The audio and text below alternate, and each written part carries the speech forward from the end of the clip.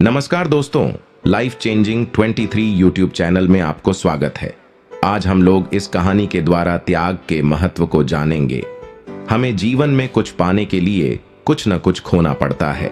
तो चलिए फिर शुरू करते हैं। एक गांव में एक आदमी रहता था जो कि बहुत गरीब था। वह आदमी हर वक्त यही सोचा करता था कि मेरी जिंदगी कब बदलेगी और कब मैं इस गरीबी से बाहर निकलूंगा। तो एक बार उसके पड़ोसी वाले गांव में एक बाबा आए हुए थे जो हर किसी के सवाल का जवाब दे रहे थे। ये आदमी भी अपने सवाल का जवाब जानने के लिए अपने गांव से उस गांव के लिए जंगल के रास्ते से निकल गया। आदमी जंगल के रास्ते से जा रहा था तो अंधेरा काफी हो चुका था। फिर उसे जंगल में एक घर दिखाई दिया जो कि बहुत बड़ा और आलीशान था। इस आदमी ने वहां रात गुजारने के लिए उस घर के मालिक से इजाजत ले ली। उस घर के मालिक ने उस आदमी से पूछा कि तुम उस गांव में किससे मिलने जा रहे हो। फिर उस आदमी ने कहा कि मैं एक बाबा से अपने सवाल का जवाब पूछने जा रहा हूं।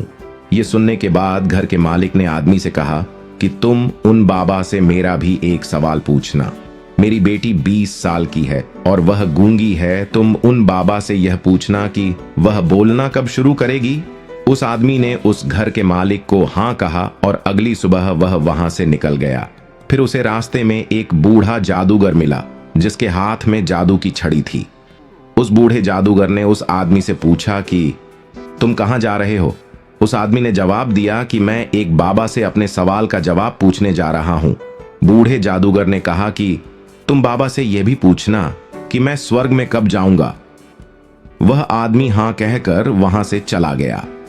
थोड़ी दूर जाने के बाद आदमी को एक बड़ा सा कछुआ दिखाई दिया जो ड्रैगन बनने की कोशिश कर रहा था। उसने भी आदमी से पूछा कि तुम कहां जा रहे हो। आदमी ने उसे भी वही जवाब दिया कि मैं एक बाबा से अपने सवाल का जवाब पूछने जा रहा हूं। तो उस कछुए ने भी कहा कि उन बाबा से यह भी पूछना कि मैं ड्रैगन कब बनूंगा। आदमी कछुए को हां कहकर वहां से चला जाता है। जब वह आदमी उन बाबा के पास पहुंचा तो बाबा ने आदमी से कहा कि तुम मुझसे कोई भी 3 ही सवाल पूछ सकते हो। अब आदमी सोच में पड़ गया कि मैं अब अपना सवाल पूछूं या उन तीनों का। आदमी ने सोचा मेरा सवाल तो यह था कि मैं गरीबी से कब बाहर निकलूंगा। मेरी प्रॉब्लम तो बहुत ही छोटी है, मैं उन तीनों के सवाल ही पूछ लेता हूं। उस आदमी ने कछुए का सवाल बाबा से पूछा तो उन्होंने कहा कि जब वो कछुआ अपने कवच से बाहर निकलेगा तब वो ड्रैगन बन जाएगा। फिर आदमी ने उन बूढ़े जादूगर का सवाल बाबा से पूछा तो बाबा ने कहा कि जब वह जादूगर अपनी जादू की छड़ी किसी दूसरे को दे देगा तब वह स्वर्ग में चला जाएगा। फिर आदमी ने उस घर के मालिक का सवाल बाबा से पूछा तो बाबा ने कहा कि जब उसकी बेटी को उसका जीवन साथी मिल जाएगा तब वह बोलना शुरू कर देगी। वह आदमी उन तीनों सवालों के जवाब लेकर उसी रास्ते से चला गया जिस रास्ते से वो आया था। रास्ते से गुजरते वक्त जब वह कछुए से मिला तो कछुए को अपना कवच छोड़ने को कहा और जैसे ही कछुए ने अपना कवच छोड़ा तो वह ड्रैगन बन गया। कछुए के कवच से बहुत सारे मोती निकले जो उस आदमी को मिले।